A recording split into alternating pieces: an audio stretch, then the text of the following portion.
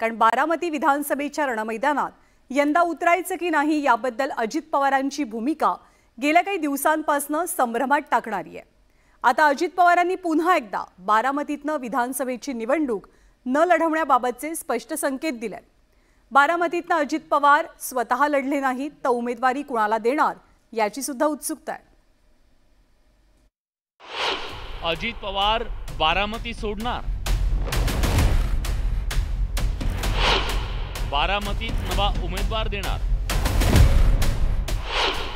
लोकसभेतल्या पराभवाची अजित पवारांना सल। बारामती विधानसभा मतदारसंघ पवार कुटुंबाचा बालेकिल्ला। अजित पवार सलग 6 वेळा बारामतीचं प्रतिनिधित्व करतायत। राष्ट्रवादीतल्या फुटीनंतर लढल्या गेलेल्या लोकसभा निवडणुकीत अजित पवारांच्या पत्नी सुनेत्रा पवार यांना पराभवाचा सामना करावा लागला याची सल अजित पवारांच्या बोलण्यातून जाणवली। मलाही महाराष्ट्रात फिरत असताना कधी कधी मला मर्यादा पडतात। त्याच्या आधी मी छाती टोकपणे सांगायचो, अरे बारामती आमची बघा कशी बारामती आहे, परंतु आता थोडं भीतभीतच सांगतो, हाय आमची बारामती। ते जोरात सांगायचं का नाही जोरात सांगायचं ते तुमच्या हातात आहे।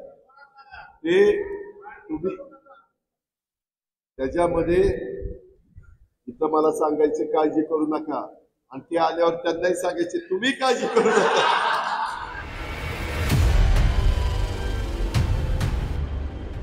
बारामतीतून उमेदवार देणार असल्याचं सुतोवाच त्यांनी कार्यकर्त्यांना संबोधित करताना केलं।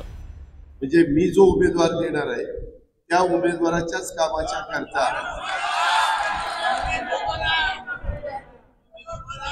सुरेश त्याच पद्धतीनं त्यांचंच काम आमच्यातले बरेच जण त्या बाबतीमध्ये करणार आहेत, ते तुम्हालाच सगळ्यांना पाहायला मिळेल।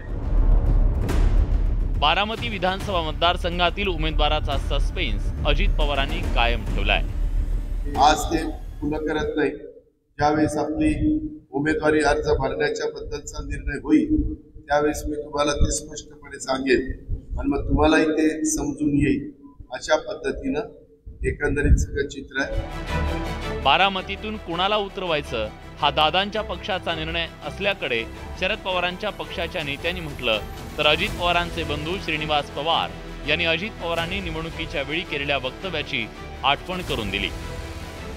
तो त्यांचे काय महायुती ना म्हणतात, ते महायुतीचा अंतर्गत प्रश्न आहे, कुणाच्या वाट्यात कुठली सीट लढेल किंवा कोण लढेल हा त्यांच्या महायुतीचा प्रश्न आहे। दुसरे के घर में मैं क्यों झाकू। ते असं म्हणले होते मागच्या, मला ते आठवतं की मी ऐकलं होतं की मी वेगळा विचार करीन जर मला तुम्ही साथ नाही दिली तर त्याच्यावरून त्याला धरून जर ते बोलले असतील तर मला त्याच्याबद्दल खरं म्हणजे तसं सांगता येणार नाही की त्यांचा त्या बोलण्यामागचा उद्देश काय होता। आता अजित पवार कोणाला उमेदवारी देतात याची उत्सुकता आहे।